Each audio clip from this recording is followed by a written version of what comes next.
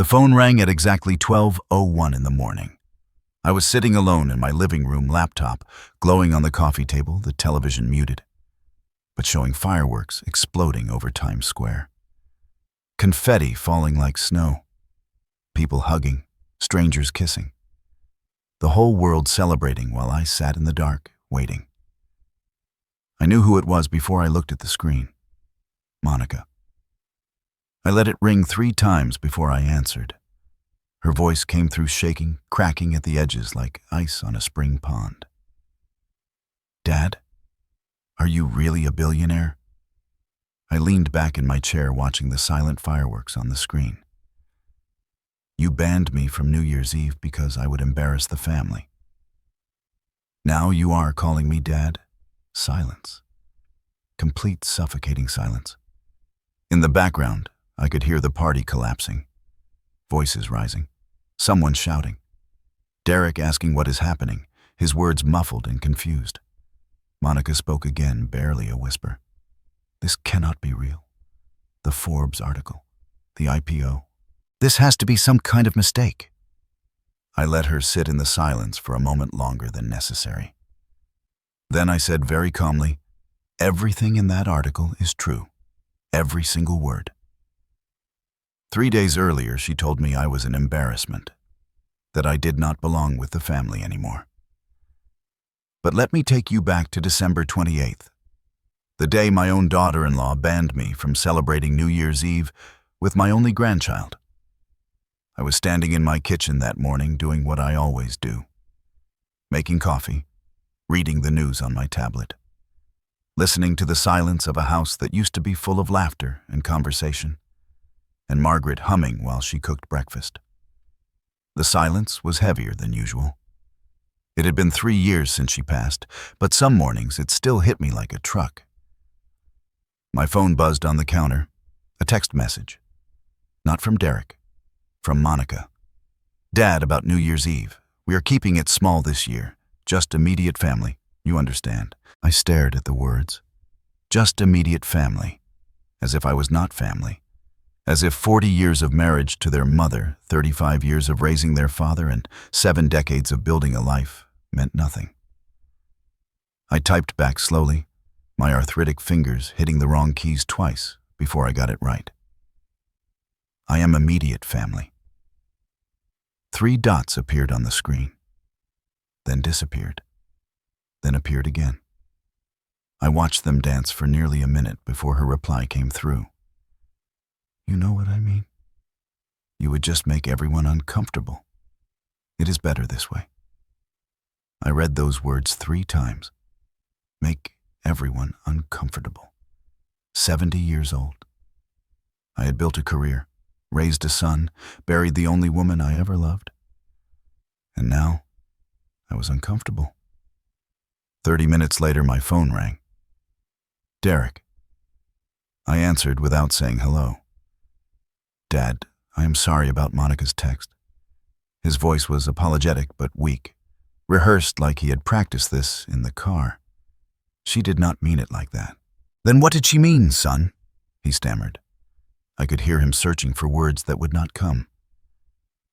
"It is just, the guest list is tight.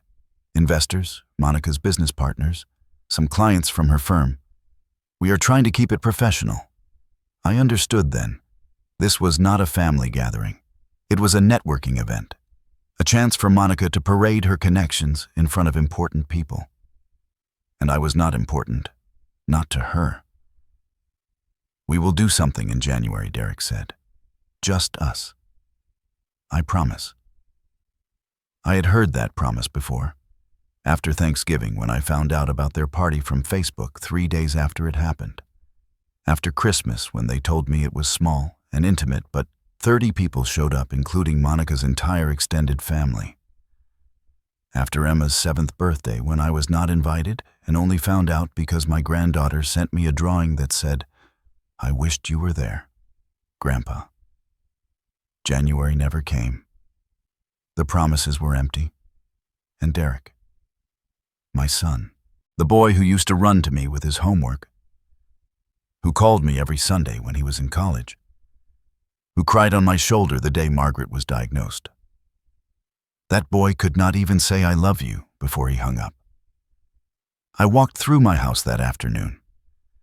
The house Margaret and I bought 42 years ago when Derek was still in diapers and the future seemed infinite. I stood in the living room looking at photographs. Derek in his Little League uniform grinning with a missing front tooth.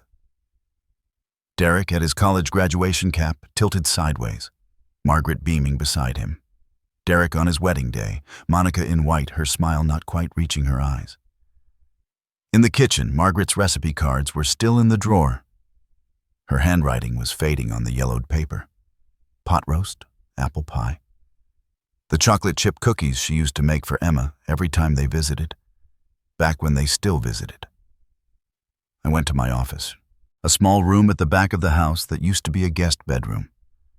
On the wall, 23 drawings were taped in neat rows, all from Emma.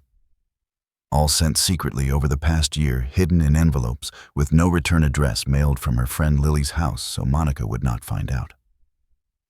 One drawing showed a Christmas tree with 2 figures holding hands.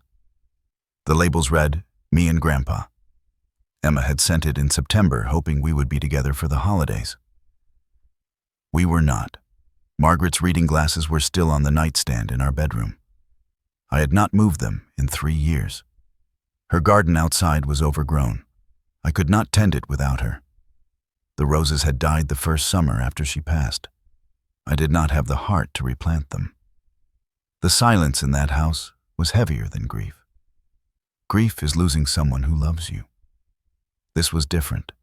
This was being erased by people who were supposed to love you, but chose not to. When Margaret was alive, Monica was polite, performative. She smiled at family dinners and sent thank you cards after Christmas, but there was always something behind her eyes, something calculating. After Margaret died, the mask slipped. The exclusions started small. A birthday dinner I was not told about. A weekend trip to see Emma that was suddenly canceled. Then they grew.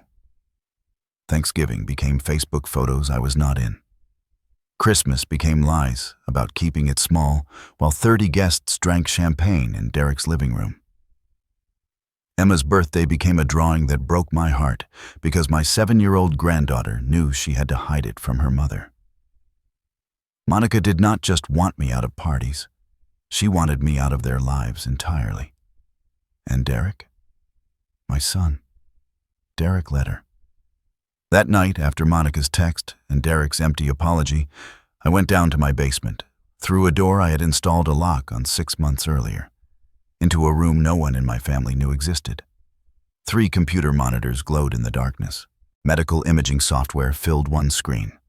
Lines of code scrolled across another. On the third, a document was open. A partnership agreement with a company called Neural Health Technologies. My name was on every page. For 15 months, while my family erased me from their lives, I'd been building something in this basement. An algorithm that could detect heart disease earlier than any doctor. Inspired by Margaret. By the symptoms they missed for months before her diagnosis. By the way she looked at me in that hospital bed and said they missed it, Elias. I told them something was wrong, but they missed it. I could not save her. But I could save someone else's wife. Someone else's mother. Victor Tran. My business partner had invested $15 million in what we built together. The IPO was scheduled for January 1st, midnight, New Year's Eve. The same night, Monica banned me from her party because I would make everyone uncomfortable.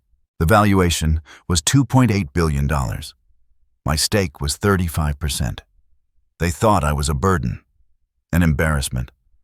A 70-year-old man who could not keep up with the world. They had no idea.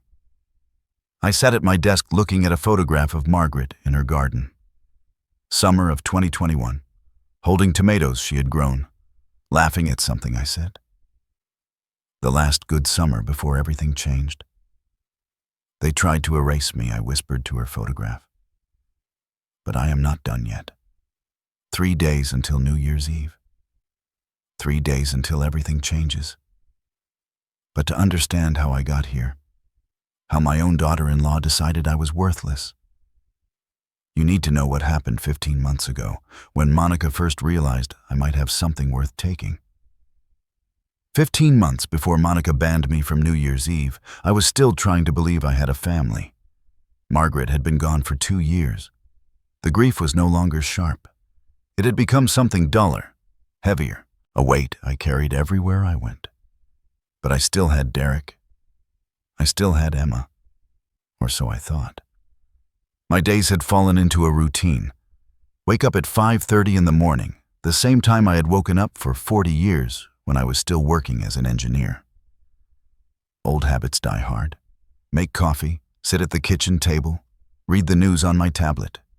Check my email, which was mostly spam now. Advertisements for hearing aids and life insurance and retirement communities with names like Sunset Meadows and Peaceful Pines. Margaret's chair sat empty across from me. I never moved it. Some mornings I still glanced up expecting to see her there, holding her cup of tea, asking me what the weather would be like. 2 years, and I still expected her. I had not heard from Derek in 2 weeks. His last text message said, "Busy with work, Dad talks soon." But soon never came. It never does when people do not want to talk to you. I went grocery shopping alone on Saturdays. Margaret and I used to go together. She would push the cart while I read the labels, checking sodium content and expiration dates. Now I wandered the aisles by myself, buying microwave dinners and instant oatmeal. The checkout clerk smiled but never asked how I was doing. The neighbors waved when they saw me, but never stopped to talk. They did not know what to say to a widower. Most people do not. The house felt too big for one person. 4 bedrooms, 3 bathrooms, a living room where no one sat, a dining room where no one ate. Margaret and I had planned to downsize after I retired, move somewhere smaller, warmer, travel, spoil our grandchild. Instead, I rattled around in empty rooms eating frozen meals and talking to her photograph on the mantel. Then came Thanksgiving. November 20th, I called Derek to ask about the holiday plans. His voice was strange on the phone, hesitant. "Monica is handling it this year," he said. "Let me check with her and get back to you." 4 days passed. No call. November 24th. November 20. I texted Derek. "Should I bring the pumpkin pie Mom's recipe?" His reply came hours later, and I could tell Monica had written it. "Actually, we are keeping it intimate this year. Just us and Monica's parents. Next year for sure, next year. The promise, that means never." I spent Thanksgiving alone. Turkey sandwich from the deli counter. Football on television with the sound off. Margaret's chair empty across from me. 3 days later, I was scrolling through Facebook. A habit I had developed since Margaret died. Looking at pictures of people I barely knew, living lives I was no longer part of. And then I saw them. Derek's Thanksgiving photos. 40 people, maybe more. Catered food spread across tables covered in white linen. A professional photographer capturing everyone smiling, laughing, raising glasses. Monica in the center of every shot, glowing perfect. Derek beside her, his arm around her waist. The caption read, "Grateful for this beautiful family and the people who matter most." I stared at those words. The people who matter most. I was not in a single photograph. Not because I was behind the camera, because I was not invited. I was not wanted. I was not one of the people who mattered. I closed the laptop and sat in the dark for a long time. 2 weeks later, a letter arrived. No return address. The envelope was covered in crayon hearts drawn by a child's hand. I opened it carefully, not knowing what to expect. Inside was a piece of construction paper folded in half. A drawing. 2 stick figures holding hands, one tall, one small. The labels were written in wobbly second-grade letters.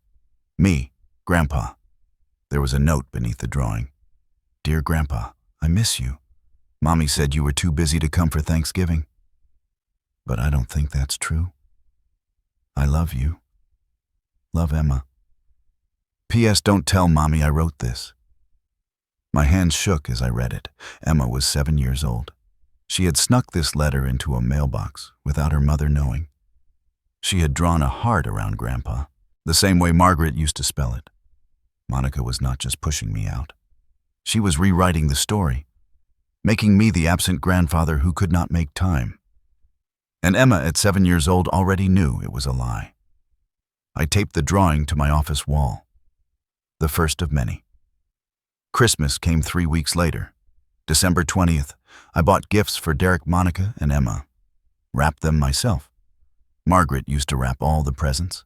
She had a talent for making bows look perfect.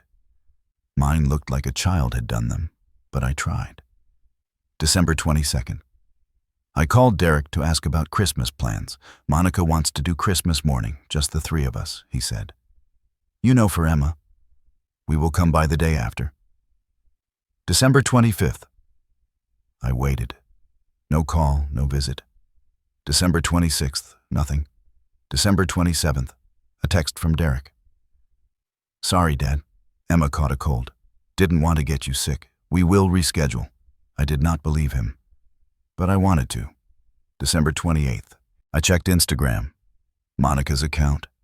Public because she wanted everyone to see her perfect life. Christmas party at their house. 30 people at least. Emma in a red velvet dress laughing, perfectly healthy. A professional photographer again, a caption that read, Our Little Family Christmas. So blessed. The gifts I had wrapped and mailed were nowhere in the photos. I found out later they had been returned to sender, unopened. Emma did not have a cold. She was at a party surrounded by strangers, while her grandfather sat alone with presents that would never be opened. In January, I was shoveling snow from my driveway, still doing my own yard work at 70. Helen Crane walked over from next door. She was 68, a retired nurse who had lived 3 houses down for 12 years. We had never spoken more than a few words. She was carrying a thermos of hot cocoa. Elias, she said, I have been meaning to check on you. Have not seen Derek's car in months. I brushed it off. He is busy. Work, family. Helen nodded slowly. Her eyes were kind, but sharp. I was a nurse for 35 years. I know what isolation looks like. I did not know what to say to that. She told me she had been watching. No visitors for Thanksgiving. No visitors for Christmas. She had seen the Facebook posts too. Monica was friends with half the neighborhood. I am not trying to pry, Helen said. But if you ever need someone to talk to, I am right next door. She left her phone number on a scrap of paper. I almost threw it away. Pride, stubbornness, the belief that I could handle everything myself. But something stopped me. I put the number in my wallet instead. A stranger had noticed my absence before my own son did. That was when I understood. I was not being forgotten. I was being erased. And the only person who saw it was a woman I had barely spoken to in 12 years. That night, I sat in my office. Emma's drawing was taped to the wall, the stick figures holding hands. I made a list of every family event in the past year. Thanksgiving, excluded. Christmas, excluded. Emma's 7th birthday, not invited. Derek's wedding anniversary, found out from Facebook 4 days later. Monica's promotion party, never mentioned. Every single event. I was cut out. Margaret used to say I overthink everything. But this was not overthinking. This was a pattern.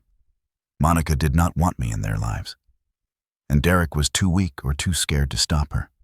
I could have accepted it. Could have faded away quietly. The forgotten father. The invisible grandfather.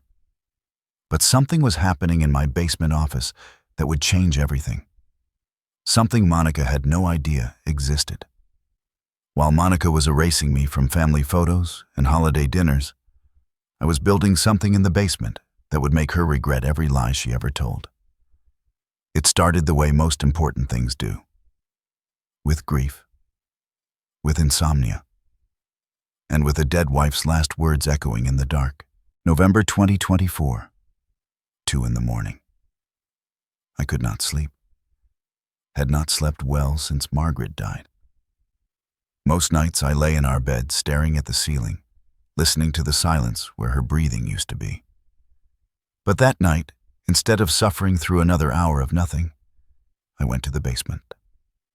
I had converted one of the storage rooms into an office years ago. 3 monitors on an old engineering desk, boxes of Margaret's things stacked against one wall, her photograph in a silver frame watching me from the corner. I started going down there after she passed, just to feel useful, just to keep my mind from eating itself alive.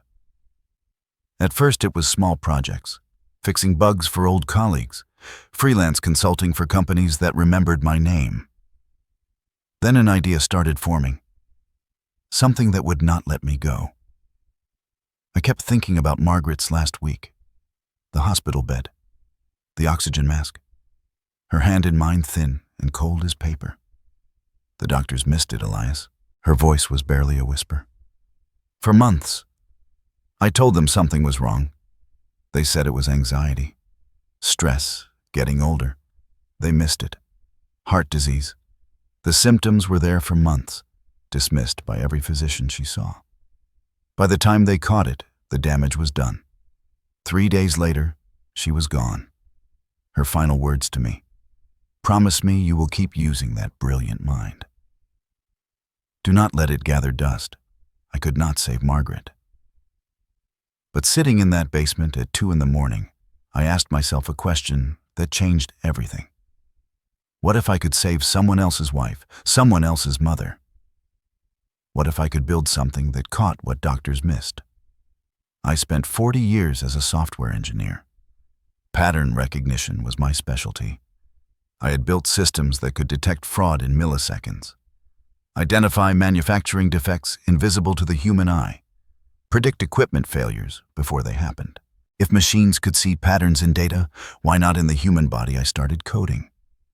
Night after night, pulling medical research papers, studying cardiac imaging, learning how heart disease manifests in ways too subtle for most physicians to notice. I reached out to old contacts in the medical field, got access to thousands of anonymized patient records, fed them into an algorithm I was building from scratch. The work consumed me. For the first time since Margaret died, I had a reason to get out of bed, a purpose beyond waiting for the phone to ring.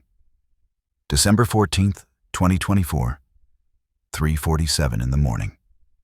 I ran another test batch through the algorithm, flagged cases with known outcomes. The results came back. Accuracy rate, 94.7%. The algorithm had correctly identified early-stage cardiomyopathy in patients whose doctors had missed it. It saw micro-variations in heart rhythm, subtle tissue changes, blood flow anomalies invisible to the naked eye. I sat back in my chair and stared at the screen. Margaret's photograph watched me from the corner. It worked. After 6 months of code and coffee and cursing at error messages, it actually worked. This was not just a project anymore. This was real. That same week, while I was having a breakthrough that could save thousands of lives, Monica was posting Thanksgiving photos without me. While I was building the future, my own son could not return my calls. The irony was not lost on me. They thought I was rotting away in an empty house. They had no idea what was happening in the dark. Late December. I posted a framework of my algorithm on an artificial intelligence research forum. Anonymous handle. I was not looking for fame, just feedback, validation from peers who might understand what I had built. Within 48 hours, I had 200 comments, dozens of private messages. Most were technical questions or congratulations. One stood out. "This is exceptional work. Who are you?" The sender was Victor Tran. I looked him up. 45 years old, Vietnamese American, Stanford Engineering PhD. He had built 2 successful health technology companies and sold both. Now he was running MedAI Ventures out of San Francisco, searching for breakthrough diagnostic technology. His mother had died of undiagnosed heart failure 5 years earlier. Like me, He had a personal mission. We scheduled a video call, my first real conversation with someone outside my neighborhood in months. Victor appeared on screen. Sharp eyes, expensive suit, the confidence of a man who had built and sold companies worth hundreds of millions. "Your algorithm could save thousands of lives," he said. Maybe millions. I told him the truth. I am 70 years old. Most investors will not take a meeting with someone my age. Victor did not hesitate. "Age is irrelevant. Innovation is ageless. I want to partner with you." I sat in my basement staring at this stranger on my screen. A man I had never met saw value in my work within 48 hours. My own son had not asked about my life in 48 days. Victor flew to Columbus in January. We met at a quiet coffee shop far from downtown, far from anywhere Derek or Monica might see. He brought his lawyer, his chief technology officer, his head of research and development. They reviewed my algorithm for 3 hours. Then Victor made his offer. Full partnership. I would be co-founder and chief architect. The company would be called Neural Health Technologies. His investment, $15 million in seed funding. IPO target within 18 to 24 months. I would retain 35% equity. I had one condition: complete secrecy. No public announcements without my approval. My name stays out of the press until I decide otherwise. Victor agreed without hesitation. Your timeline, your terms. I signed the partnership agreement that afternoon. My hand trembled. Not from age, from the significance of what I was doing. This was the biggest decision I had made since asking Margaret to marry me. I was building a company worth millions, while my daughter-in-law told people I was too confused to handle my own finances. The irony was almost beautiful. Helen noticed the change. She brought homemade soup one afternoon in February, checked on her neighbor the way she had started doing every week. "You seem different lately," she said. "Almost happy." I deflected. "Just keeping busy. Retirement project." She did not push. But her eyes were sharp. She had watched me grieve for 2 years. She knew this was not grief anymore. This was purpose. "Whatever you are doing," "Elias," she said, "keep doing it. You look 10 years younger." I almost told her, almost. But I was not ready. Not yet. That night I installed a lock on my basement door, created a separate email address, a separate phone, a separate bank account. Everything related to neural health was invisible to my family. I was not being paranoid. I was being strategic. Monica had already tried to make me disappear from their lives. If she knew what I was building, she would try to take it. I was not going to let that happen. I thought the worst Monica could do was exclude me from holiday dinners. I was wrong. While I was building something that could change medicine forever, she was building something too. A legal trap designed to take everything I had, including my freedom. It started with a conversation I never heard.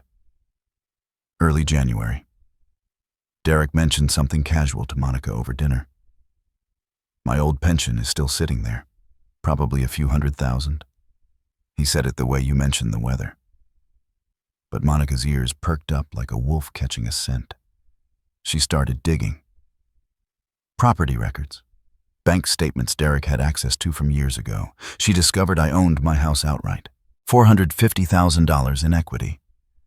She found my retirement accounts, $380,000. Then she stumbled onto my old stock portfolio from my engineering days. 200,000 more. Over $1 million. That is what she calculated sitting at her kitchen table while Derek watched television in the other room. Over $1 million belonging to a 70-year-old man living alone with no one checking on him. And if something happened to that man? If he became incapacitated? Who would manage those assets? His only son. And his son's wife. Monica did not see a father-in-law. She saw an obstacle between her and a fortune. And obstacles in Monica's world were meant to be removed. Late January, she made an appointment with an attorney named Grayson Cole, 52 years old, specializing in estate planning and elder care law. His reputation in certain circles was well known. He helped families protect assets from vulnerable seniors. Protect. That was the word they used. Monica sat across from Grayson in his oak-paneled office and delivered her pitch with the precision of a surgeon. My father-in-law is showing signs of cognitive decline. We are worried about his safety and his finances. Grayson nodded, taking notes. He forgets to pay bills, Monica continued. He leaves the stove on. Last month he got lost driving to the grocery store. We are concerned he might be taken advantage of by scammers. None of it was true. Every single word was a lie. But Grayson did not know that. He saw a concerned daughter-in-law. He saw billable hours. He saw an opportunity. File for emergency guardianship, he advised. Claim he lacks capacity to manage his own affairs. You will need supporting evidence, a doctor's evaluation, witness statements. If successful, your husband becomes legal guardian of his finances and medical decisions. Monica smiled. How soon can we start? She was planning to have me declared legally incompetent, to strip away my right to make my own choices. And she was doing it with a smile and a checkbook. 2 weeks later, Monica presented papers to Derek at their kitchen table. He had just come home from work, exhausted, tie loosened, barely paying attention. Your dad needs help, honey. This is just paperwork to make sure we can step in if something happens. Derek glanced at the documents. Pages of legal language, fine print he did not bother to read. Monica pointed. Sign here and here. It is just a formality. Derek signed. He did not read a single word. He did not realize that his signature had just filed a petition to have his own father declared incapacitated. Monica counted on that. She knew her husband. She knew he would trust her because it was easier than questioning her. She knew he would tell himself she was just trying to help. My son signed away my autonomy while eating leftover pizza on a Tuesday night. He did not read a single page. Monica counted on exactly that. Late February. I checked my mailbox the way I did every afternoon. Bills, advertisements, a brown envelope from Franklin County Probate Court. I stood in my driveway and opened it with trembling fingers. In the matter of the guardianship of Elias Ward. Petitioner Derek Ward. Allegations respondent exhibits signs of cognitive decline, memory loss, and inability to manage financial affairs. Hearing date March 15, 2025. I read it 3 times. My hands shook, not from age, from rage. I called Derek immediately. His voice was nervous when he answered. Defensive before I even spoke. Dad, it is not what it looks like. Monica said it is just a precaution. A precaution, I said. You are trying to have me declared incompetent. We are just worried about you. Who is we? Derek, you or your wife? Silence. Complete and absolute silence. I thought so, I said. My son could not even deny it. He stammered and made excuses while his wife probably sat in the background smiling. She had finally found a way to erase me legally. 3 days later, Helen knocked on my door. I was sitting at the kitchen table staring at the court papers for the 100th time. She walked in with soup she had made, took one look at my face, and set the container down. Elias, I need to tell you something. I should have said it sooner. 2 weeks ago, she had seen Monica's car parked outside my house. I was at a doctor's appointment. Monica was at my door for 20 minutes, taking photographs of the exterior, looking through windows. She was casing your house, Helen said, like she was looking for something. There was more. Helen had seen Monica talking to the mailman, asking questions. How often does Mr. Ward get mail? Does he seem confused? Does he forget to collect it? The mailman thought she was a concerned family member. He had no idea he was helping her build a case. The cognitive decline claims. The photographs of my overgrown lawn labeled as neglect. The missed mail documented as forgetfulness. She had been planning this for months, building evidence out of thin air. constructing a prison with walls made of legal documents and manufactured lies. Helen saw what was happening when I was blind to it. Monica was not just excluding me from dinners. She was building a cage, and the bars were made of paperwork. The next morning, I hired my own attorney, Patricia Vance, 61 years old, specializing in elder rights. She had spent 3 decades fighting cases exactly like mine. She reviewed the guardianship petition in her office while I sat across from her, coffee untouched and growing cold. "This is thin," she said finally. "Very thin." But judges sometimes side with family out of caution. We needed to prove I was mentally competent, physically capable, financially responsible. We needed a comprehensive cognitive evaluation from an independent neurologist, financial records showing perfect bill payments and investment management, character witnesses, Helen, former colleagues, my doctor, and most importantly, Patricia added, "We do not let them know about your company. Not yet." I stared at her. "If they find out I am building something worth millions, they will use it against me. They will claim you are being exploited by outside parties, that your judgment is compromised, that you need protection from yourself. So I have to prove I am competent while hiding the most competent thing I have ever done." Patricia smiled grimly. "Welcome to elder law, Mr. Ward." I sat in that office and felt something shift inside me. For 70 years I had played by the rules, been polite, given people the benefit of the doubt. That man was gone now. The man sitting in Patricia's leather chair was someone new, someone who understood that survival meant fighting dirty. The hearing was set for March 15th. I had 3 weeks to prove I was not the confused old man Monica painted me to be. 3 weeks to save my freedom. But first, I had to face my son and find out if there was anything left of the boy I raised. March 15th arrived like a verdict waiting to be read. I stood outside the Franklin County Courthouse in a suit I had not worn since Margaret's funeral, about to prove to a judge that I deserved the right to live my own life. My son sat on the other side of the courtroom. We didn't look at each other. The courthouse smelled like old wood and floor polish, like consequence. Patricia Vance walked beside me, her heels clicking against the marble floor. She carried a briefcase thick with documents, evidence that I was not the man Monica claimed I was. Derek and Monica were already seated when we entered. Monica wore a navy dress and pearls, looking every inch the concerned daughter-in-law. She dabbed at her eyes with a tissue, whispered something to Derek. The performance had already begun. Derek would not meet my eyes. He stared at his hands folded in his lap like a child waiting to be scolded. His attorney, Grayson Cole, shuffled papers with the confidence of a man who had done this many times before. I looked around the waiting area. Other families sat in clusters, elderly people with walkers, confused expressions, adult children who looked tired or impatient or both. This was where people came to lose their independence, a machine designed to process human beings into wards of the court. I refused to become one of them. The hearing began at 9:15. Judge Margaret Chen presided. She was in her 60s with sharp eyes that had seen these cases before.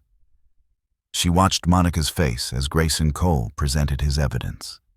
Exhibit A: photographs of my overgrown lawn. Inability to maintain property, Grayson explained. Exhibit B: statements from my mailman. Sometimes forgets to collect mail for days. Exhibit C: a video clip edited to show me stumbling on my porch steps last winter. I remembered that day. Ice on the steps. Anyone would have stumbled. Exhibit D: emails from Monica documenting incidents of concern. Every lie she had told now typed and printed and entered into the official record. Monica took the stand. Her voice trembled. Perfectly practiced. "We just want to protect him, Your Honor. He forgets things, important things, bills, appointments. We found expired food in his refrigerator. He's not taking care of himself. We love him. We just want to make sure he is safe. Then Derek testified. His voice was quiet, reluctant. He could not look at me. My father has been different since my mother passed. I think he needs help, more help than he will admit. He never said I was incompetent. He just implied it. Cowardice dressed up as concern. I watched my son lie by omission and felt something die inside me. Derek could not look at me when he testified. Good. If he had, he would have seen exactly what he was becoming. A man who sold his father for a quiet life with a woman who despised both of us. Then it was our turn. Patricia called Dr. Nathan Webb to the stand. Independent neurologist. He had evaluated me for 3 hours the week before. Mr. Ward demonstrates exceptional cognitive function for his age, Dr. Webb testified. Memory, reasoning, processing speed, all above average. I found no evidence of decline. In fact, Mr. Ward solved complex logic puzzles faster than my graduate students. Patricia presented my financial records, 24 months of bank statements, every bill paid on time, investment portfolio showing strategic decisions and positive returns, tax records filed correctly without a single error. Helen Crane testified next. She sat straight in the witness chair, her nurse's confidence evident in every word. Elias is the sharpest person I know. We discuss books, politics, technology. He remembers details I have forgotten. I have watched him for 2 years. There is nothing wrong with his mind. A video deposition played from Dr. Samuel Briggs, a former colleague. Elias was the most brilliant engineer I ever worked with. Age has not changed that. Finally, I took the stand myself. Patricia asked me to describe my daily routine. I spoke clearly. Managing investments, reading research papers, maintaining correspondence with former colleagues. I did not mention neural health. That stayed hidden. Then she asked the question that mattered most. Mr. Ward, in your own words, why do you believe this petition was filed? I looked at Monica, then at Derek, then at the judge. I buried my wife 3 years ago. I live alone. But loneliness is not incompetence. Grief is not dementia. And wanting to be left alone by people who wish me harm is not confusion. The courtroom was silent. Judge Chen reviewed both sides. She took a long pause. When she spoke, her eyes moved to Monica. I have presided over many guardianship cases. Some are necessary. Some are motivated by concerns other than the respondent's welfare. She looked directly at Monica when she said that. Ruling. Petition denied. Mr. Ward has demonstrated clear cognitive capacity and financial competence. There is no basis for guardianship. She added one more thing. I am also ordering a review of the petitioner's documentation. Some of this evidence appears curated. Patricia squeezed my arm. We won. Monica's face went white, then red. Derek slumped in his chair. Relief or shame? Probably both. Grayson Cole packed his briefcase quickly and left without a word. I won. But standing in that courtroom, watching my son realize what he had almost done, I did not feel victory. I felt the death of something I had been holding on to. The hope that Derek might choose me over her. In the hallway afterward, Monica stormed out. Phone already pressed to her ear, calling someone. Another lawyer, probably. Planning her next attack. Derek lingered. He approached me slowly like a man walking towards something he feared.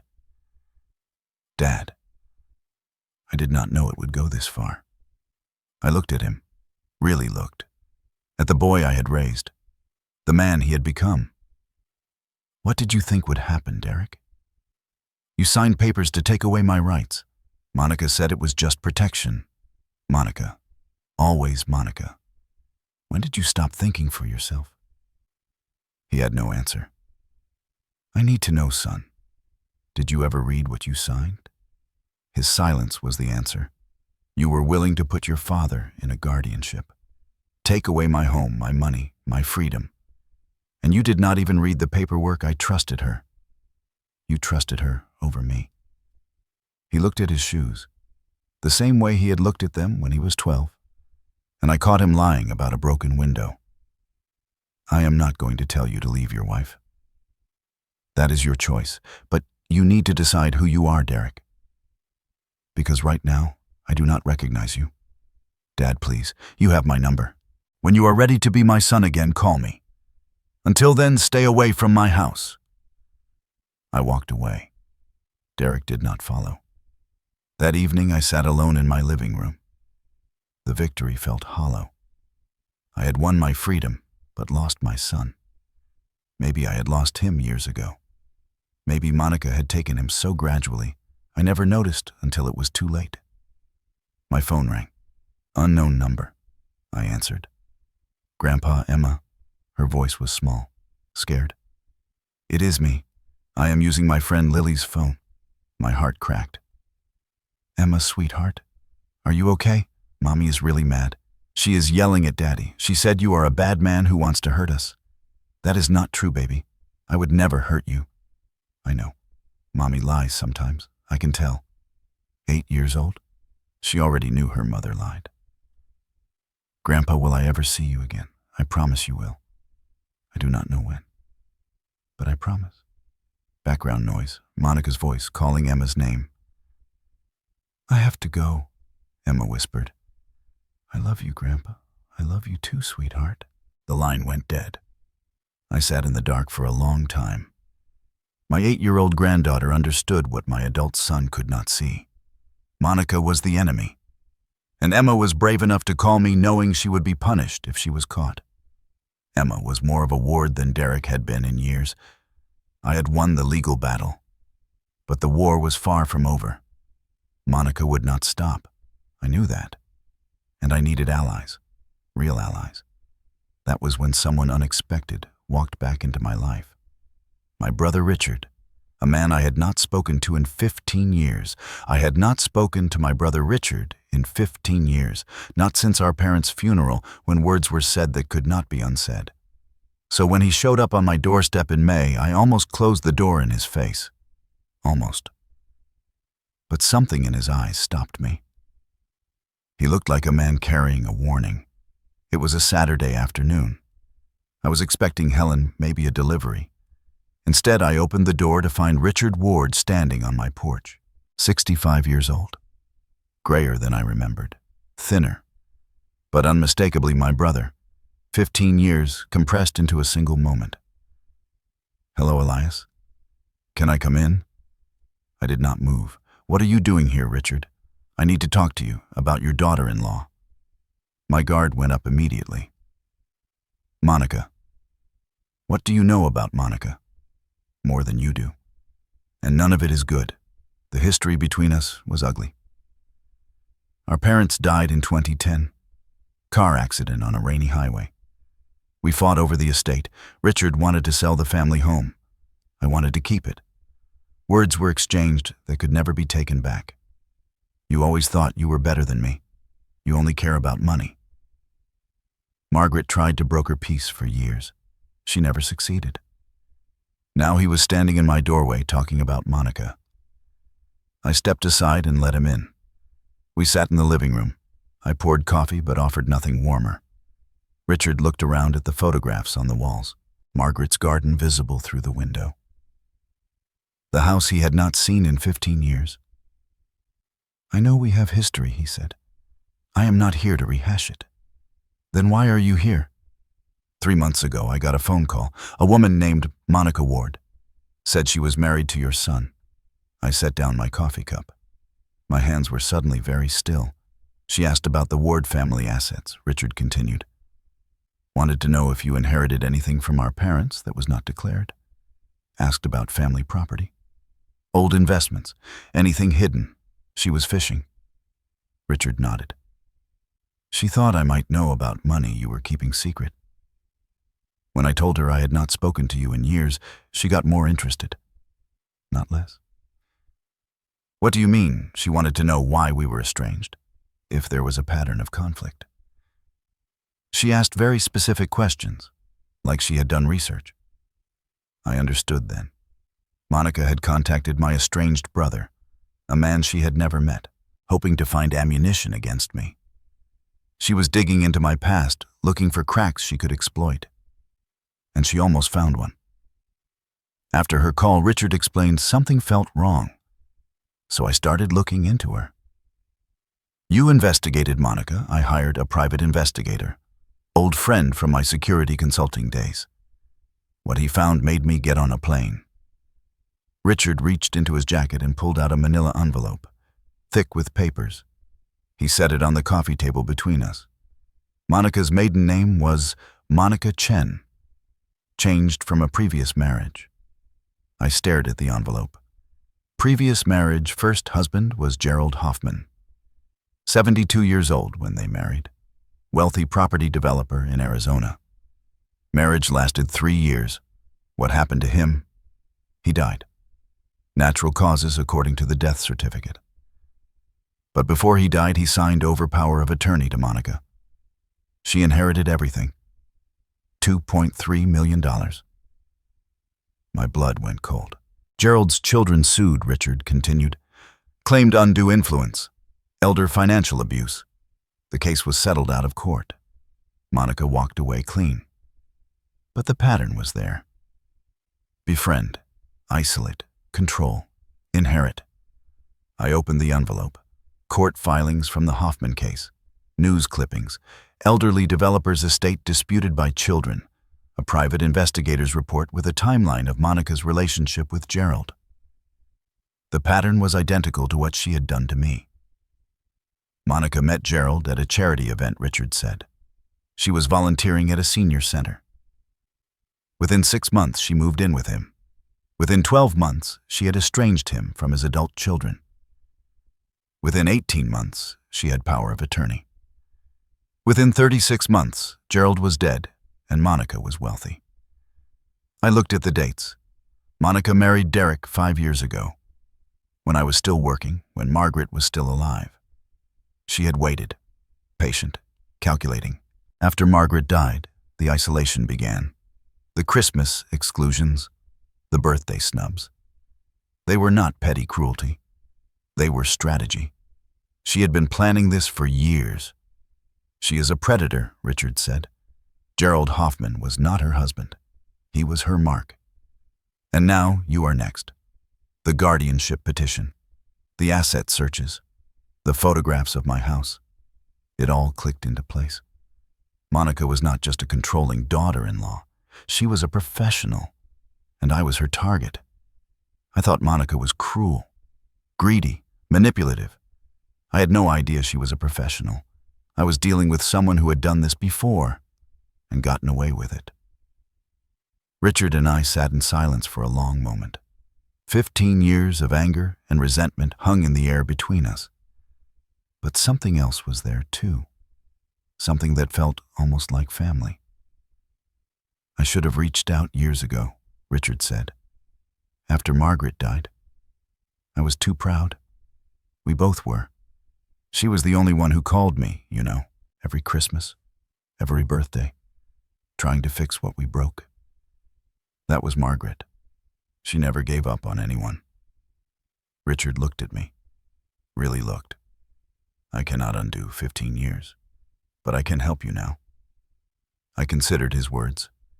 Could I trust this brother I barely knew anymore? I looked at the evidence file, looked at Richard's face, saw something familiar.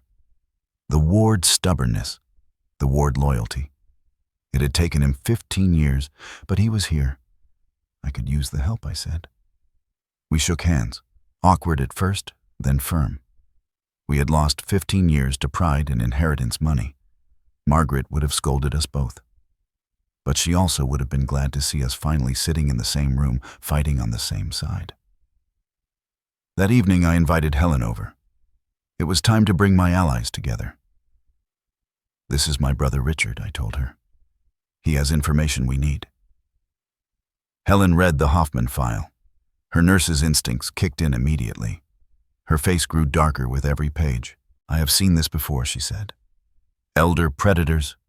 They target lonely widowers, isolated seniors with assets, and no one watching. She picked Elias because he was vulnerable, Richard added. Grieving, alone, Not anymore, Helen said. We spent 3 hours planning. We needed to document everything Monica did going forward. Every phone call, every visit, every legal filing. We needed to protect neural health. If Monica found out about the company, she would try to claim it somehow, and we needed to prepare for her next move. Because there would be one. People like Monica do not stop when they lose, Richard said. They escalate. He was right. The guardianship had failed. But Monica was already looking for another angle. I could feel it. For the first time since Margaret died, I was not alone. I had Helen's watchful eyes, Richard's resources and investigator, Victor's business protection, Patricia Vance's legal expertise. Monica thought she was hunting an old man with no one to defend him. She was about to discover she had walked into a trap. The summer of 2025 was the calm before the storm. We prepared. We documented. We waited. Monica was quiet. Too quiet. And in the silence, neural health grew stronger. The algorithm was saving lives in clinical trials. The valuation climbed past $1 billion. The IPO date was set. January 1st, 2026. Midnight. New Year's Eve. The countdown had begun. Summer came to Columbus with heat waves and silence. Monica had gone quiet after the guardianship defeat. No calls, no texts, no surprise visits. Some people might have seen this as peace. I knew better. Predators do not stop hunting. They reposition. So while she planned her next move, I planned mine. July. My basement office had transformed into a command center. Whiteboard on the wall covered with timelines, evidence key dates. Richard sat at the old card table I had set up. Helen occupied the chair by my desk. Victor appeared on the monitor via video call from San Francisco. Neural health valuation now at $1.2 billion, Victor reported. IPO on track for January 1st. Target time, 12 midnight. New Year's Day, 2026. Symbolic, powerful, impossible to ignore. We reviewed the strategy one more time. Phase 1. Continue building neural health in absolute secrecy. Phase 2. Document every move Monica makes between now and December. Phase 3. Prepare the Forbes exclusive. Amanda Chen, a journalist. Victor New was already interested in the story. Phase 4. IPO launch and article publication at midnight. Simultaneous revelation. Victor's legal team had fortified all patents. Airtight protection, my ownership stake, 35%. Approximately $400 million at IPO. All in separate accounts, separate legal entities. Nothing Monica could touch. Richard's role was clear. Continue monitoring Monica's activities. His private investigator remained on retainer. If she tried another guardianship or asset grab, we would know within 24 hours. For 40 years, I built systems for other companies. Now, I was building something far more complex. A trap for the woman who tried to steal my life. And this time I was not just an engineer. I was the architect of her downfall. Helen took charge of documentation. 35 years as a nurse had made her an expert at records and organization. She created a master file of Monica's actions, timeline of family exclusions, dates, screenshots of social media posts, the guardianship petition, and all related court documents, recordings of Monica's statements. Ohio is a one-party consent state. Gerald Hoffman case files from Richard's investigator, financial records showing Monica's asset searches, Helen's personal witness log, dates, times, observations. The pattern was undeniable. 2022. First Thanksgiving exclusion after Margaret's death. 2023. Christmas and birthday exclusions escalate. 2024. Complete isolation. No family contact for months. 2025. Guardianship attempt. Legal attack. It matched the Gerald Hoffman case almost exactly. This is textbook elder abuse, Helen said.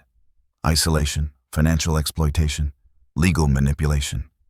When this comes out, she will not just lose face. She could face criminal charges. That was the plan. One night in late July, Victor called privately. Just the two of us. Elias, I need to ask you something. Are you sure about the timing? What do you mean? We could IPO quietly. No press, no drama. You would still be wealthy. It is not about the money, Victor. I know. It is about justice. But justice has consequences. He was right. I had thought about it. Public exposure would destroy Monica's reputation, but it would also expose Derek, complicit in the guardianship scheme, and Emma. My granddaughter would grow up knowing her mother was a predator. Are you prepared for what this does to your granddaughter? I was silent for a long moment. Emma is 8 years old, I said finally. She already knows her mother lies. If I stay silent, Monica wins. And she will do this again. Maybe to Emma someday. I am not just doing this for me. I am doing it so Emma knows the truth. Victor nodded slowly. Then we proceed as planned. Silence does not protect anyone except the people doing harm. I had been silent for too long. When I finally spoke, the whole world would listen. August brought unexpected news. Richard's investigator reported unusual activity. Derek had been seen leaving the house late at night, driving alone, sitting in parking lots for hours. His internet searches showed queries I never expected. Signs of manipulation in marriage. How to know if your spouse is lying. He had visited a divorce attorney's website, did not make an appointment, but he browsed. Helen saw something too. Derek's car parked outside my house one night, 11 p.m. He sat there for 20 minutes, never knocked, then drove away. He is wrestling with something, Helen said. He's not ready to face you, but he is not at peace either. Part of me wanted to reach out. Derek was still my son, but Patricia Vance advised against it. Any contact could be used against you. Wait. So I watched from a distance. My son unraveling, unable to help. I wanted to open the door, tell him I would forgive everything if he just walked away from her. But forgiveness is not a gift you give someone who has not asked for it. Derek had to choose, and he had to choose on his own. Late August. Richard's investigator uncovered Monica's new attack. She had hired a different attorney, real estate specialist this time. She was researching my property deed, looking for vulnerabilities. The discovery made my blood run cold. Monica had been telling people I promised to add Derek to the deed. It was always supposed to be Derek's inheritance. Elias just forgot to file the paperwork. Complete fabrication. I never made any such promise. Margaret never mentioned it. But Monica was building a case. If she could establish a verbal promise or implied agreement, she could argue Derek had partial claim to the house. Combined with concerns about my memory, another angle of attack. Richard's investigator documented everything. Monica meeting with the real estate attorney. Photos, dates, an audio recording of Monica telling a neighbor about the promise, all legally obtained. She is not giving up, Richard said. She is just changing tactics. First guardianship, now property claims. Next it will be something else. We have to end this, permanently. Every time I thought Monica had reached the bottom, she found a new basement. She was not just trying to take my money anymore. She was trying to take my home. The house I had shared with Margaret for 40 years. The kitchen where she cooked Sunday dinners. The garden she planted. The bedroom where she took her last breath. That was the line I would never let her cross. By the end of August, everything was in place. Forbes journalist Amanda Chen confirmed the exclusive was ready to publish. She showed me a draft of the headline, 70-year-old engineer exposes daughter. In-laws elder abuse scheme. Launches billion-dollar IPO at midnight. Victor confirmed the IPO was locked for January 1st, 2026. 12 midnight Eastern Time. All evidence compiled, verified, legally reviewed. The countdown continued. September. Continue documentation. Stay invisible. October and November. Final IPO preparations. December. Embargo period. Forbes holds the story until midnight. January 1st. Everything goes public simultaneously. I looked at Margaret's photograph on my desk. Summer 2021. holding tomatoes from her garden, laughing. 4 months, I whispered to her. Just 4 more months. She wanted me to use my mind. She wanted me to fight. Margaret, I hope you are watching, because this is for you too. September through November passed like soldiers marching toward battle. Neural health grew stronger. Monica grew more desperate. And then December arrived, the final month of the lie. The countdown to midnight had begun. October arrived with falling leaves and rising tension. 62 days until midnight. 62 days until the world would know what Monica had done and who I really was. But Monica was not waiting quietly. She was about to make her most aggressive move yet. And this time, she was coming for my home. The certified letter arrived on October 3rd. Brown envelope, Morrison and Associates printed in gold letters on the return address. Monica's new attorneys. I stood in my driveway, cold wind cutting through my jacket, and read the words that made my blood turn to ice. Notice of property interest claim. Ward family residence. The letter claimed Derek had equitable interest in my house. The basis. A verbal agreement between Margaret and me that the property would transfer to Derek upon my death or incapacity. Complete fabrication. Margaret never said any such thing. There was no agreement. But Monica had manufactured one out of thin air. The document continued with elaborate lies. Margaret Ward expressed her wishes to multiple family members. Elias Ward acknowledged this agreement on several occasions. Given Mr. Ward's advancing age and recent cognitive concerns, formalizing this arrangement protects all parties. I called Patricia Vance before I even went back inside. She reviewed the claim that afternoon. "This is incredibly thin," she said. "No documentation, no witnesses named, just assertions." But she warned me. Thin claims can still tie you up in court for months. That might be the point. We filed an immediate counter-response denying all claims and demanding proof. Patricia predicted they would stall. "They don't have evidence because there isn't any," she said. "She's getting desperate. The guardianship failed, so now she's trying property claims. These are the actions of someone who knows time is running out." She had no idea how right she was. Richard's investigator reported that Monica had been visiting Margaret's old friends, asking leading questions. Did Margaret ever mention the house going to Derek? She was trying to manufacture witnesses after the fact. So far, no one had agreed to support her story. Margaret's friends knew the truth. They knew Monica. Every time I thought Monica had reached the bottom, she found a new basement. She was not just trying to take my money anymore. She was trying to take my home. The house Margaret and I had shared for 40 years. The kitchen where she cooked Sunday dinners. The garden she planted with her own hands. The bedroom where she took her last breath. That was the line I would never let her cross. October 15th brought a video call with Victor and the neural health team. The update exceeded every projection. IPO preparation 99% complete. SEC filings submitted and approved. Valuation updated to $2.4 billion, up from $1.2 billion in July. My stake at 35% meant approximately $840 million on paper. Victor confirmed the launch, January 1st, 2026. 12 midnight Eastern Time. Forbes coordination was locked. Amanda Chen had completed her investigation. The article was 4,500 words, a comprehensive expose covering Monica's past with Gerald Hoffman, the guardianship attempt, the property scheme, and the pattern of elder abuse. It also covered my secret triumph. Neural health, the algorithm, the IPO. Embargo holds until 12:01 a.m. Amanda confirmed. Publishes 1 minute after IPO goes live. Victor's words echoed in my head for days. Elias, in 77 days, you'll be one of the wealthiest men in Ohio.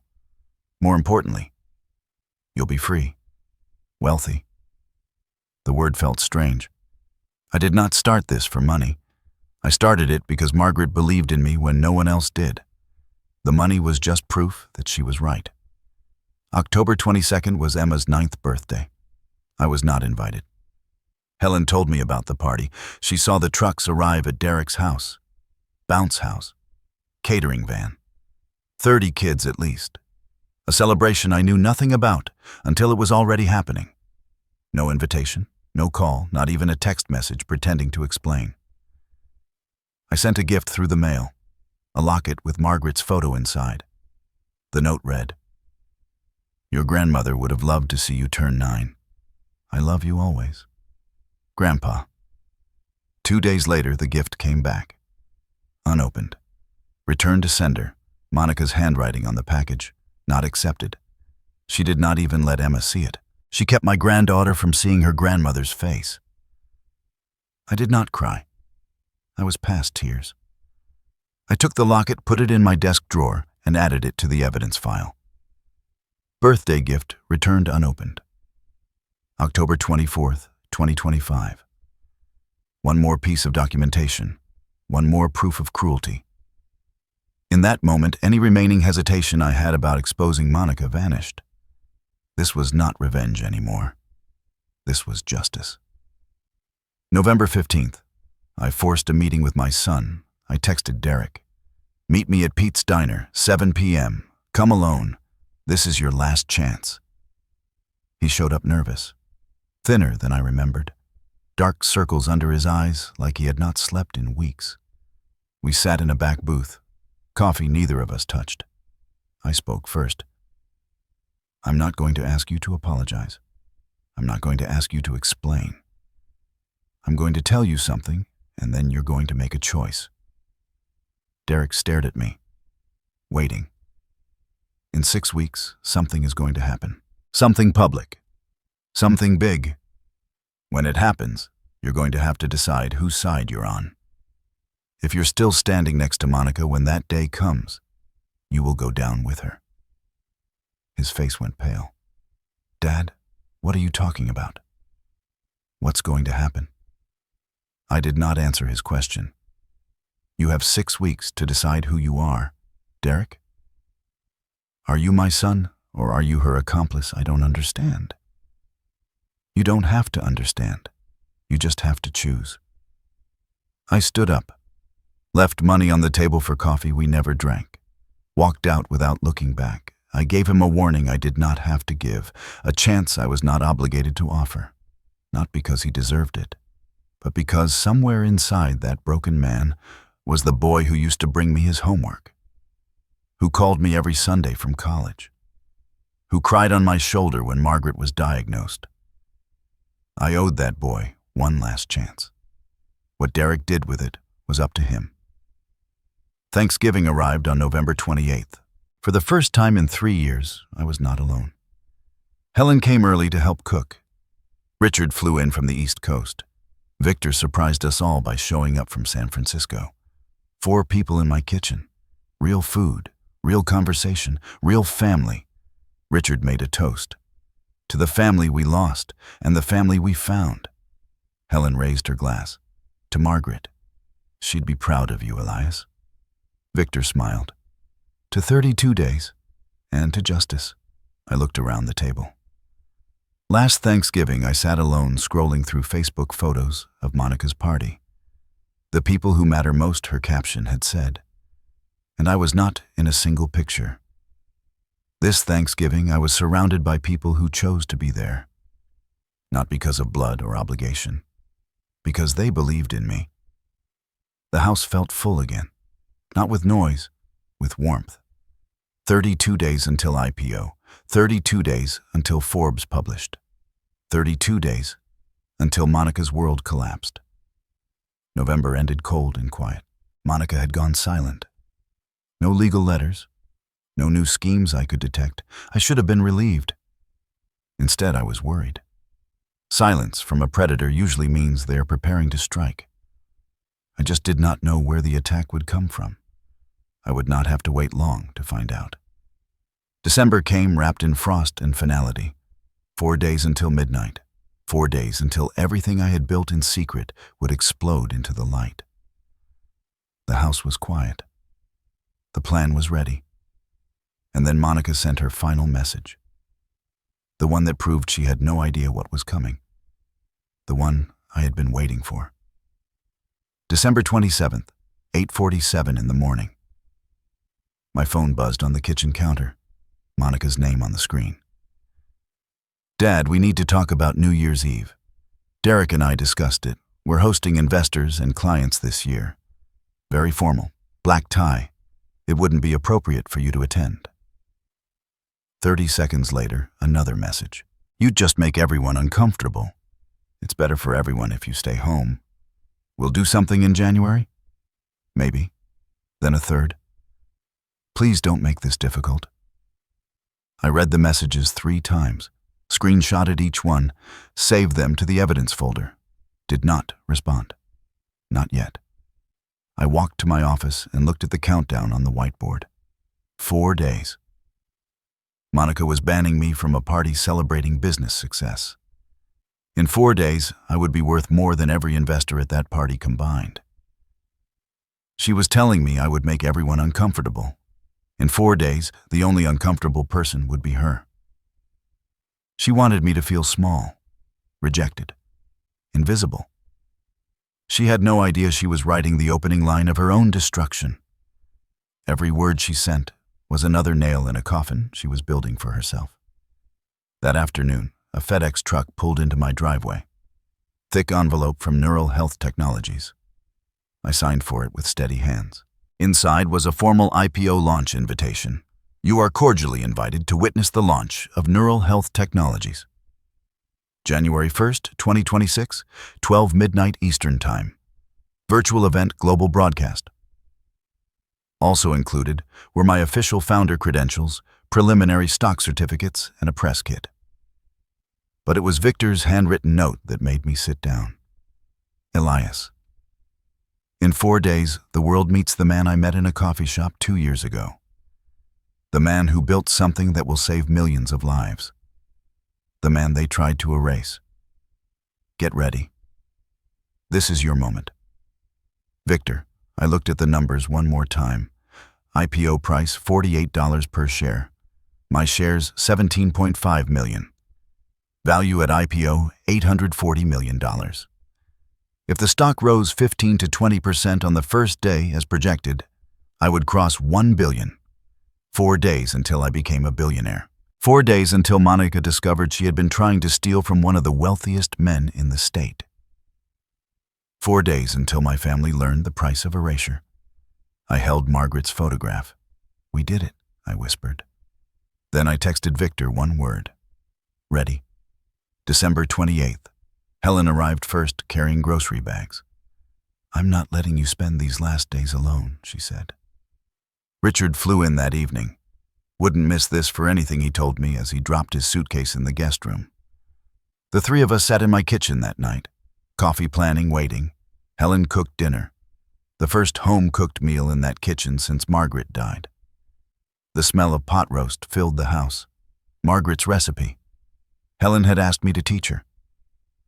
Richard reviewed the timeline one more time. Helen checked the evidence files. Everything backed up in 3 locations. We did not talk about what happens after. Not yet.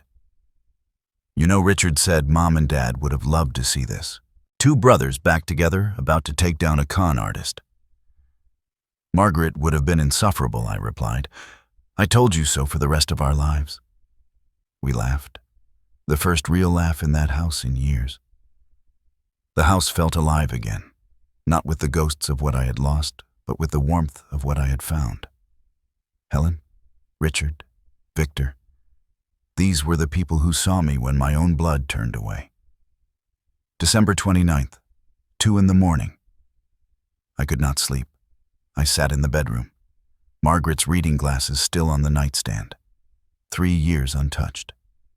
I picked them up, held them to the light. The memory came unbidden, her last week. October 2022, hospital room, machines beeping, her hand in mine thin and cold as paper. Elias promised me something, anything. Don't disappear after I'm gone. Don't let anyone make you feel like you don't matter. I won't. Use that brilliant mind. Build something, help people. I will. Her eyes still sharp even at the end. And don't trust Monica. There's something wrong with that woman. I was surprised. What do you mean I can't prove it? Just watch her. Protect yourself. She died 3 days later.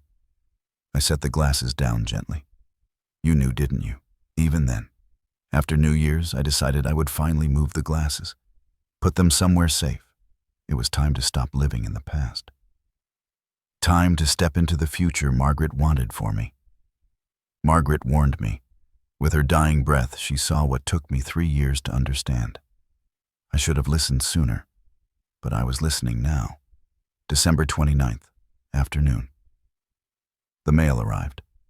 Mostly junk, holiday advertisements, credit card offers. One small envelope caught my eye. No return address. Child's handwriting on the front. I opened it standing in the driveway. Snow falling around me. Inside was a handmade Christmas card. Construction paper and glitter. The front showed a crayon drawing of a Christmas tree with 2 figures holding hands. Labels in wobbly letters. Grandpa. Me. I opened the card. Dear Grandpa, Merry Christmas. I'm sorry you couldn't come. I asked Mommy, but she said no. I think about you all the time. I still have the drawings you sent me. I hide them under my bed so Mommy doesn't find them. I love you so much. I hope I see you soon. Love, Emma. P.S. I mailed this at Lily's house. Don't tell. The card trembled in my hands. She was 9 years old, hiding letters under her bed, mailing cards in secret. My granddaughter was a prisoner in her own home, and she was brave enough to reach out anyway. I went inside, showed Helen and Richard. Helen wiped her eyes. That child. Richard's jaw tightened. She's a ward. Stubborn. Brave. I taped the card next to Margaret's photograph on my desk. 60 hours, I said. Then I'm coming for her. Emma was fighting her own war, hiding drawings, sneaking letters, keeping hope alive against a mother who wanted to erase me from her memory. She was 9 years old and braver than her father had ever been. I would not let her down. December 30th. The final night. 24 hours to midnight. Elias, Helen, and Richard sat in the living room. Fire crackling, snow falling outside the window, television off. We reviewed everything one final time. Forbes article, locked and loaded. 12:01 a.m. publish, IPO, confirmed. 12 midnight launch, evidence file, backed up in 3 locations. Legal team on standby. Richard ran through the checklist. Monica's history with Gerald Hoffman, documented. Guardianship scheme, exposed. Property claim fraud, documented. Family exclusion timeline, complete. Emma's letters, preserved as evidence of alienation. Victor texted from San Francisco. All systems green. See you on the other side. Amanda Chen texted from New York. Article locked. 47 press inquiries already based on the teaser. This is going to be huge. I responded to both. Thank you for believing in me. Richard poured 3 glasses of whiskey. He raised his glass. To tomorrow. Helen raised hers. To Margaret. I raised mine. To the truth. We drank. Then silence. The fire popped and crackled. Snow accumulated on the windowsill. I looked at Margaret's photograph on the mantel. Tomorrow, I whispered. Everything changes tomorrow. The house was quiet. The plan was ready. The countdown was almost over. December 31st arrived gray and cold. The last day of the lie. The last day of being invisible. In 17 hours, the world would change. In 17 hours, Monica would discover that the old man she tried to destroy had been building an empire in the dark. The countdown was over. The reckoning had begun. 11 p.m. I sat alone in my living room, laptop open on the coffee table, television muted, but showing the crowds gathering in Times Square. Helen and Richard had retreated to the kitchen, giving me space. 1 hour until midnight. 1 hour until everything changed. 2 browser tabs glowed on the screen. The first showed the Neural Health IPO dashboard. Countdown timer in the corner, 59 minutes and 47 seconds. The second tab was Forbes' Amanda Chen's article, queued and waiting embargoed until 12:01. The house was silent, except for the ticking of the clock. Margaret bought 30 years ago. The same clock that had marked every holiday, every birthday, every ordinary Tuesday of our life together. Now it was counting down to the moment I stopped being invisible.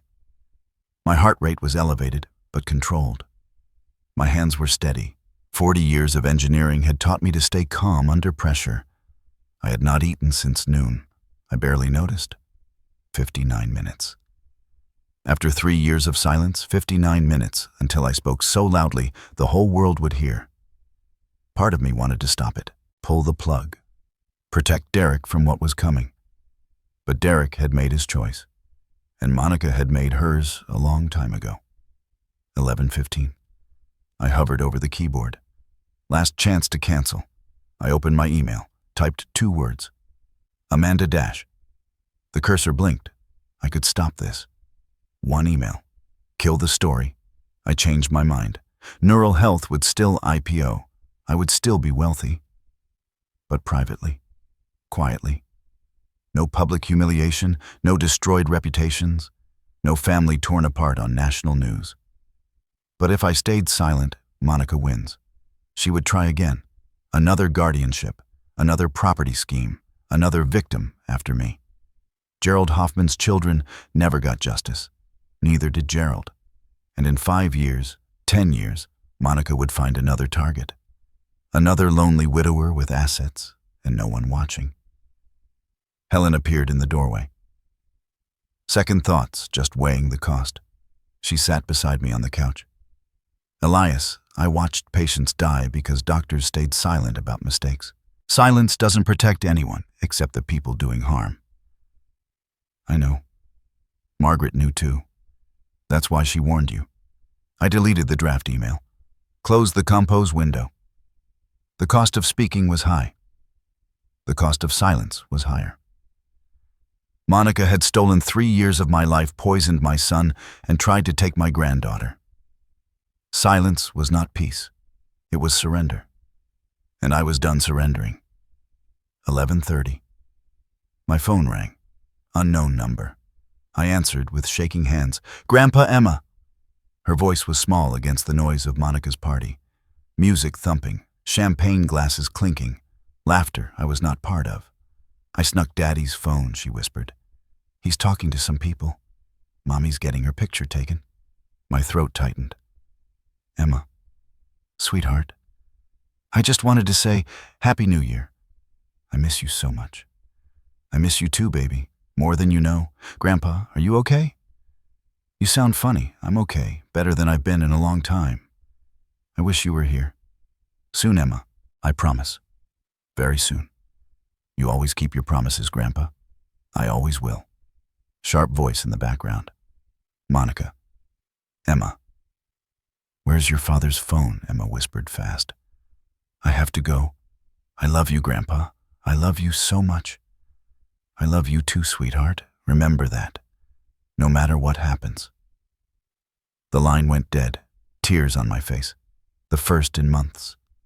But not tears of sadness, tears of resolve. She had called to say she loved me. From her mother's party, surrounded by people who had erased me from her life, she found a way to reach out. That 9-year-old girl had more courage than every adult in that room combined. I was doing this for her. I looked at the countdown. 27 minutes and 33 seconds. 11:45. Richard and Helen joined me in the living room. Richard carried 3 glasses of whiskey. For courage or celebration. Whichever comes first. Helen sat on my other side. You ready? I've been ready for 3 years. Victor texted from San Francisco. All systems green. IPO launches in 14 minutes. You're about to be very, very visible. Amanda Chen texted from New York. Article goes live at 12:01. Already got 47 press inquiries based on the teaser. This is going to be huge. I responded to both. Thank you for believing in me. The fire had died in the fireplace. No one moved to add wood. Snow accumulated on the windowsill. The clock ticked louder than it had ever been. In 15 minutes, I would stop being invisible. In 15 minutes, Monica would learn that the man she banned from her party was worth more than everyone there combined. In 15 minutes, the truth would be unleashed. 11:59.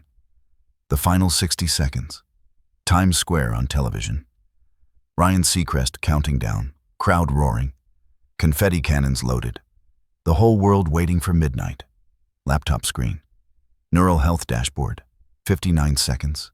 58. 57. I stood. Helen and Richard stood with me. No one spoke. 30 seconds. I thought of Margaret, her smile, her belief in me, the way she looked at me the day we got married, the way she looked at me the day she died. 20 seconds. I thought of Emma, her drawings, her secret letters, the courage it took for a 9-year-old to hide love notes under her bed. 10 seconds. I thought of Monica, her cruelty, her lies, the 3 years she stole from me. 5 seconds. I thought of Derek, the son I lost, the son who might still come back. 3, 2, 1. Midnight. Times Square exploded, confetti falling like snow, people hugging, strangers kissing, Auld Lang Syne playing through television speakers. Laptop screen changed. Neural Health Technologies. IPO live. $48 per share. The stock began climbing immediately. $48.50. $49. $49.75.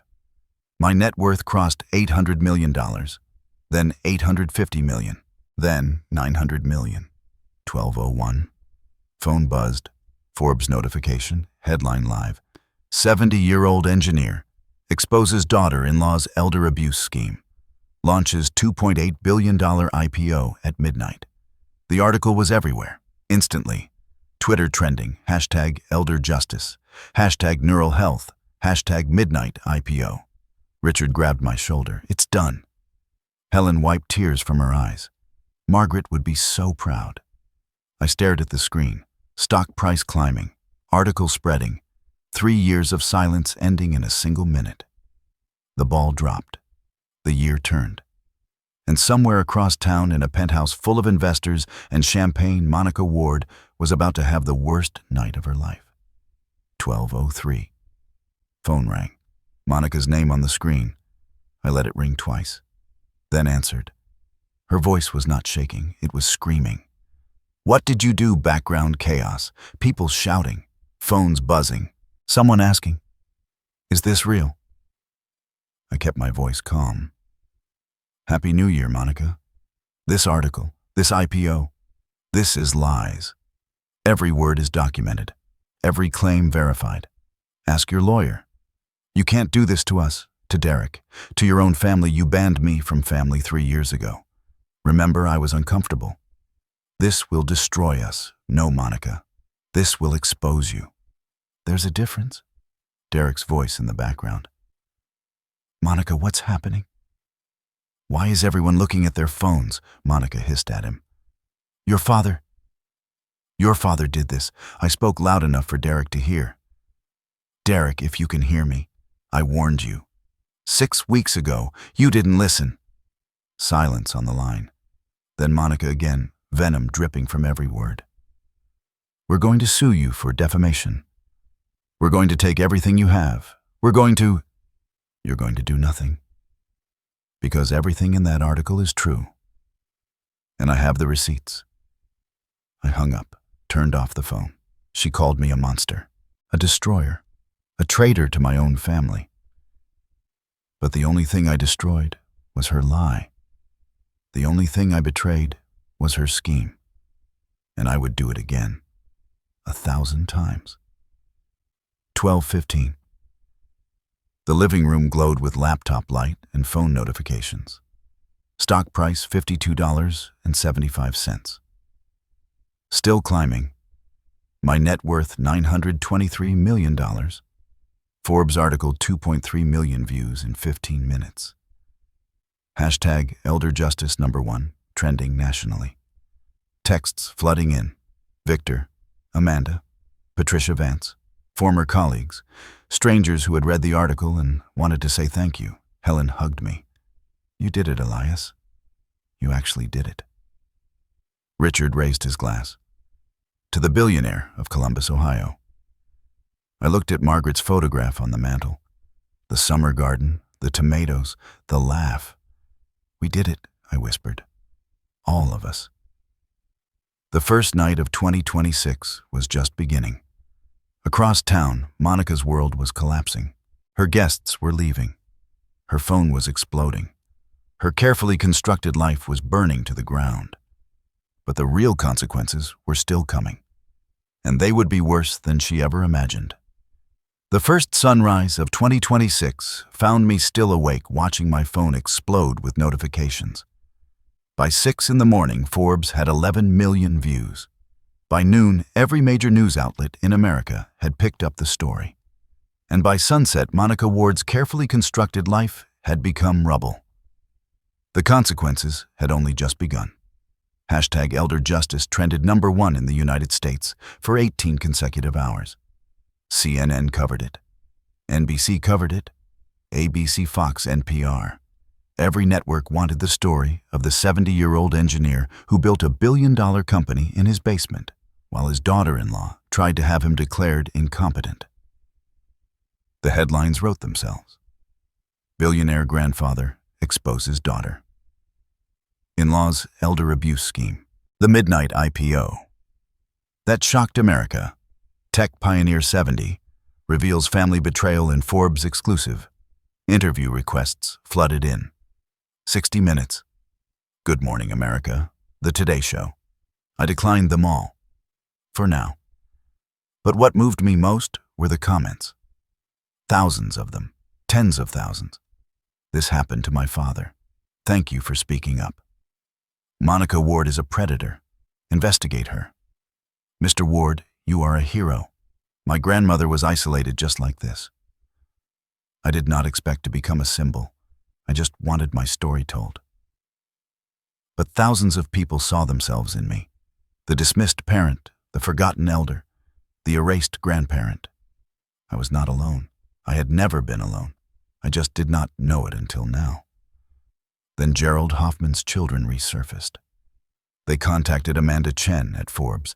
They wanted to go on record about Monica's past. Their lawsuit had been settled with a non-disclosure agreement. But NDAs do not cover criminal investigations. And they wanted justice too. January 3rd. The Franklin County District Attorney opened a preliminary investigation into Monica Ward. Charges being considered: elder financial exploitation, a felony in Ohio, filing false court documents related to the guardianship petition, fraud connected to the property claim with fabricated evidence. The Ohio Attorney General's office reached out as well. They were interested in the Gerald Hoffman connection. If Monica had done this before, she could face charges in multiple states. Monica's response was predictable. She hired a crisis PR firm, issued a statement. These allegations are exaggerated and taken out of context. The statement backfired immediately. The public saw it for what it was: a non-denial. Her business partners distanced themselves within hours. Her country club membership went under review. The Cincinnati social circles that had welcomed her for years suddenly closed their doors.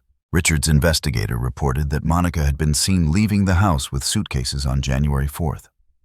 She checked into a hotel alone. Derek remained at the house with Emma.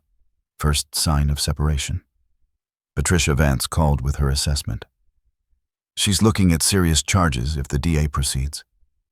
The Gerald Hoffman case could be reopened. His children are pushing hard. Monica's best option now is to cooperate and minimize damage. The woman who tried to have me declared incompetent was now the one under investigation. The woman who called me an embarrassment was now hiding from cameras. Justice does not always come quickly, but when it comes completely. January 6th. 8:14 in the morning. A text message from Derek. Dad, can we talk? Please. I waited 6 hours before responding. Pete's Diner, tomorrow, 10 a.m. He was already there when I arrived, same booth where I had warned him 6 weeks earlier. He looked destroyed, unshaven, bloodshot eyes, hands shaking around a coffee cup he was not drinking. I sat across from him. Neither of us spoke for a long moment. Then Derek said the words I had not expected. I filed for divorce yesterday. Why I read the article, all of it. Then I read about the Gerald Hoffman case. He looked up at me. She did the same thing to him. Everything. Isolation, legal manipulation, financial control. And I helped her do it to you. Derek's voice cracked. I knew something was wrong for years, but I told myself it was normal. When she asked me to sign the guardianship papers, I didn't read them. I just trusted her. I watched my son fall apart across the table. The boy who used to bring me his homework. The man who had betrayed me. Both of them sitting in front of me now. I'm sorry, Dad. I know that's not enough. You're right. It's not enough. His face crumpled. But I continued. I'm not going to say I forgive you. Not today, maybe not for a long time. But you made a choice. Finally. That matters. Derek wiped his eyes. What do I do now? You fight for your daughter. You get her away from Monica. And you become the father you should have been all along. I did not embrace him, did not tell him everything was okay, because it was not. But I saw something in his eyes I had not seen in years. Shame. Real shame. And shame is where healing begins. January 10th. The reunion. Derek brought Emma to my house. Supervised visit. Court approved. I waited on the porch, heart pounding, watching the car pull into the driveway. The back door opened. Emma stepped out, saw me standing there. Then she ran, full sprint across the lawn. Grandpa. She crashed into me, arms wrapped around my waist, face buried in my chest. I knelt down and held her tight. Could not speak. I knew you'd come back, she said through tears. I knew it. I told everyone you would. I never left, sweetheart. I was always here. Always. Mommy said you didn't love us anymore. But I didn't believe her. I pulled back, looked at her face. 9 years old. Brave beyond her years. I kept all your letters, she said, under my bed. Want to see? She held up a folder. Every drawing, every note, every card she had hidden from Monica for over a year. I told you I'd keep them safe. Helen watched from the doorway, crying. Derek stood by the car, watching his daughter hug the father he had almost destroyed. Emma was 9 years old. She had been lied to, manipulated, kept from the people who loved her, and she never stopped believing. Emma Ward was the bravest person I had ever known, and she was finally home. January 12th. Victor called with news that made the Forbes article look like a warm-up act. The Cleveland Clinic had announced an $80 million partnership with Neural Health Technologies. Our algorithm would be integrated into their cardiac diagnostic protocols. The press release called it revolutionary. This technology will revolutionize early cardiac detection, the clinic's chief medical officer said. We expect to save thousands of lives in the first year alone. Stock price had stabilized at $61.50 per share, up 28% from IPO, my net worth, $1,076 million. I was officially a billionaire. Victor's voice was warm on the phone. Elias, we did it. First major hospital system partnership. The algorithm you built in your basement is going to save thousands of lives. Margaret would be proud. She always said I should use my mind. I just wish she were here to see it. She is Elias. She's in every line of code. I agreed to one interview. CBS, Sunday morning. Topic: elder abuse, family betrayal, and second chances. No victory lap. No gloating, just truth. The money meant nothing to me. The recognition meant little more. But knowing that Margaret's death had led to something that would save other families from the same grief, that meant everything. January 15th. 2 weeks after midnight, I stood in my kitchen, Helen cooking breakfast, Richard reading the paper at the table, Emma coloring beside him, Derek visiting, awkward but present. Not a perfect family, not even close, but real. Richard looked up from his paper. I've decided something. I'm staying in Columbus.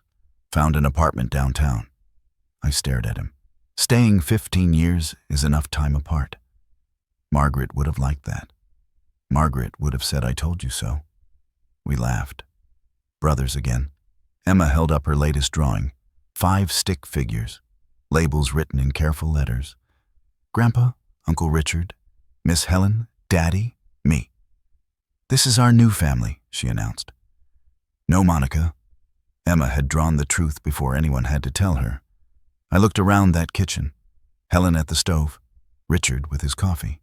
Derek trying to reconnect. Emma coloring her version of our future. I had lost my wife. Nearly lost my son.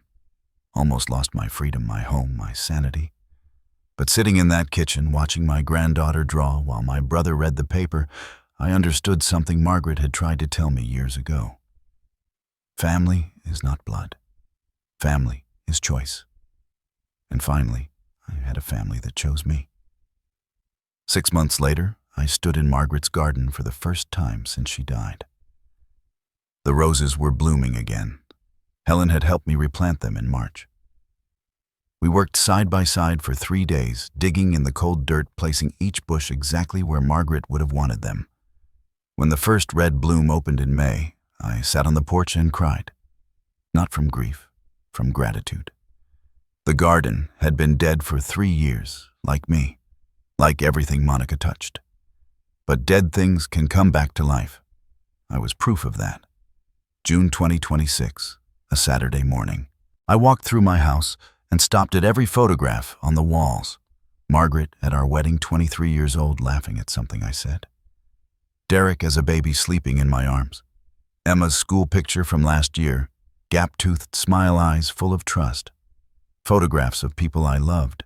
Some lost forever, some found again. The kitchen smelled like coffee and pancakes. Helen was cooking. Richard sat at the table reading the newspaper, complaining about politics the way he always did. Emma ran through the living room, chasing the cat we adopted in April. She named him Justice. I did not argue. Derek arrived at 10. He came every Saturday now, awkward at first. Stilted conversations about weather and sports. But slowly, week by week, we were rebuilding something. Not the relationship we had before. That was gone forever. Something new. Something honest. He brought photographs that morning, old ones. Pictures of him as a child that Monica had hidden in boxes. Pictures of Margaret holding him when he was born. Pictures of family vacations I had forgotten. I found these in the garage, he said. She buried them. Literally buried them under boxes of her stuff. We spent an hour looking through them. Derek cried twice. So did I. Emma climbed into my lap and pointed at each picture. Who is that, Grandpa? Tell me the story. So I told her.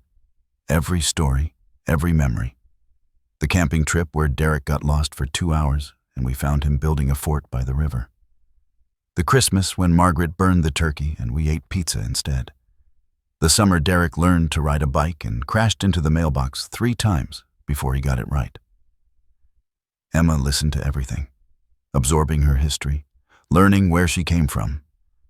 Monica had tried to erase me from her memory. But memory is stronger than lies, and now Emma would know the truth. Monica's trial was scheduled for September. The charges were serious. Elder financial exploitation, filing false court documents, attempted fraud. Gerald Hoffman's children had testified at the grand jury. So had Helen. So had I. She faced up to 15 years in prison. Her attorneys were negotiating a plea deal. 5 years, probably. Maybe less with good behavior. I did not care about the sentence. I cared that she would never do this to anyone else. That her name would be in databases. That future victims might Google her and find the truth before it was too late. Derek had full custody of Emma now. Monica was allowed supervised visits once a month. Emma went to 2 of them before she asked to stop. Mommy just cries and blames everyone she told me. It makes me sad. I do not want to go anymore. 9 years old. She understood what her father had taken years to see. Some people never change. Some people only know how to take. The best thing you can do is walk away and build something better. Neural Health had saved over 4,000 lives in the first 6 months. 4,000 people whose heart conditions were caught early. 4,000 families who did not have to bury someone they loved. 4,000 Margarets who got a second chance. Victor called me every week with updates. New partnerships, new hospitals adopting the technology, new studies showing even better accuracy than our initial trials. The algorithm I built in my basement while my family erased me was now running in hospitals across 3 continents. I donated half my fortune to cardiac research. $200 million to fund early detection programs in underserved communities. The Margaret Ward Foundation. Her name would live forever in every life we saved. The money meant nothing to me. I still lived in the same house, still drove the same car, still ate breakfast at the same kitchen table where Margaret and I planned our future 40 years ago. But knowing that her death had led to something beautiful, that was worth more than any number in a bank account. Richard moved into an apartment 3 blocks away. We had dinner together twice a week, argued about everything, laughed more than we had in decades. 15 years of silence erased by 6 months of showing up. That is all reconciliation takes. Showing up, again and again, until the wounds heal. Helen became family too, not by blood, by choice. She was there the night everything changed. She was there every day after. When I asked her why she helped a stranger, she barely knew. She smiled and said Margaret would have done the same for me. Some nights I still woke up at 2 in the morning. Old habits. I would walk to my office and look at Emma's drawings taped to the wall. The stick figures holding hands. The hearts drawn in crayon. The letters she hid under her bed when her mother was trying to make her forget me. Those drawings saved me. When I wanted to give up, I looked at them and remembered why I was fighting. Not for money, not for revenge, for a 9-year-old girl who believed in me when no one else did. I thought about Monica sometimes, wondered if she ever understood what she lost. She had a family that would have loved her if she had let them. A husband who trusted her completely. A daughter who wanted to make her proud.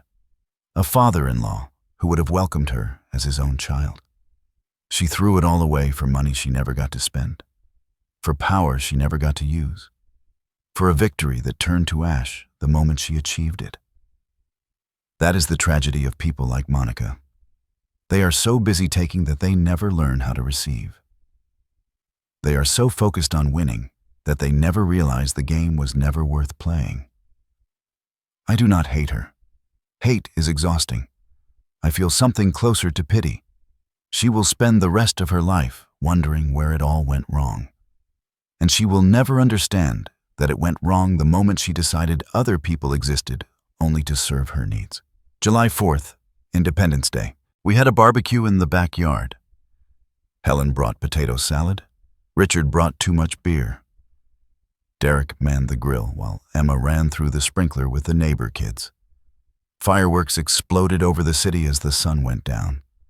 I sat on the porch swing Margaret and I bought 20 years ago, watched my family, my real family, the one I built from the ashes of the one I lost. Emma ran over dripping wet and climbed into my lap. Best 4th of July ever, Grandpa. I kissed the top of her head. Best one yet, sweetheart. She looked up at me with Margaret's eyes.